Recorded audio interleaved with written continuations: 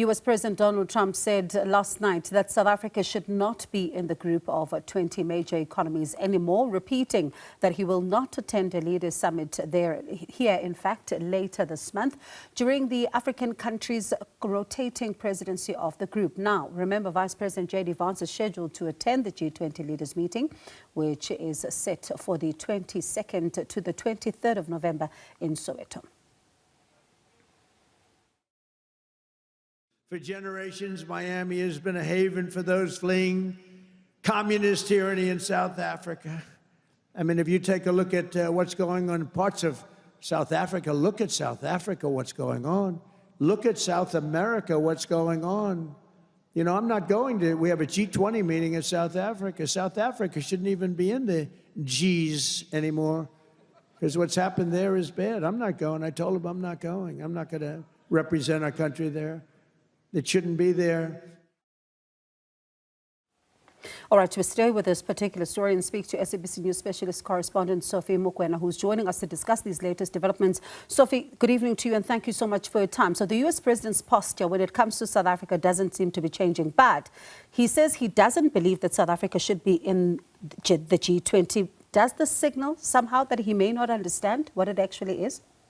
Well, clearly it looks like he doesn't understand what the G20 is, but I don't blame him because he wasn't there when the group was established. It was established in 1999 for the heads of state and government, and the mandate was clear. It is a voluntary organization where you join, and nothing is binding. All what they do, they discuss, and outcomes are based on consensus. And therefore, trying to say South Africa must be excluded, I don't understand, because South Africa is a founding member of the G20. South Africa was not invited to join the G20. And at that time, it was just ministers of finance and also central bank governors of, or you can say Reserve Bank governor.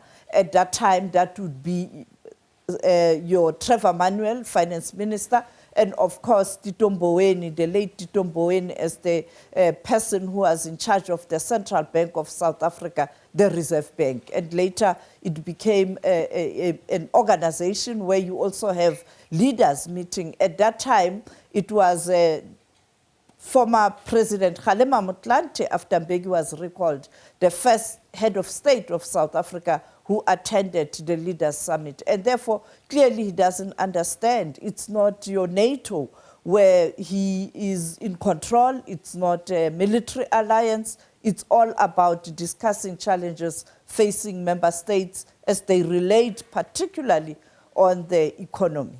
And as you speak about, you know, why it was formed and where it comes from, I suppose one would then ask, because he continuously is speaking about South Africa and now amplifying his voice as far as the G20 again summit is concerned. So how significant would you say the U.S. voice is there?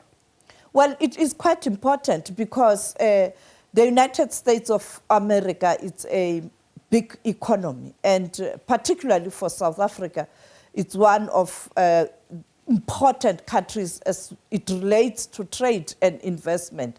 And therefore, America being this powerful force economically, it's quite a factor. And when you look at the formation of this group, it was after the financial challenges in Asia, where leaders said, in future, we don't want to see this situation, because when one country, a massive country or a region, experiences economic challenges, you have that trickling effects in terms of countries that are linked to that particular country. So we must always look at early warning systems. We must always be prepared how we intervene. And that is why in 2008, again, when there were those challenges, there was a meeting in terms of how do you deal with the challenges that were there at that time. And therefore, it is quite important because America is a powerful economy. It has to be there. And of course, as we end off our conversation, let's speak about the importance of South Africa hosting this and coupling with that, right? Looking at the outcomes and what can we expect, given the fact that you have a United States that's not supportive of the theme? Well, South Africa has a lot to benefit in terms of continuing to strengthen its relations with the member states. We know that the European Union as a bloc is supporting the theme, and therefore already you have lobbied support for the country. But secondly, South Africa is able to put the agenda of the South-South on the table with these powerful industrialized nations. And therefore, there are lots of things that you can benefit from. I mean, South Africa is not an island. We are part of BRICS, well and good, but that doesn't mean that we cannot strengthen relationships with other multilateral organizations or voluntary groups to ensure that we strengthen trade relations, political relations, and including security discussions. And therefore, the G20 is quite important for South Africa. And I think President Ramaphosa